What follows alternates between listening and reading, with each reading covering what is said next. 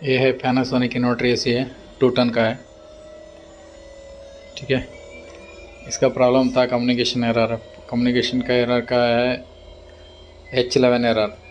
H11 error आ रहा था, outdoor में प्रॉब्लम मिला था शॉर्ट होकर।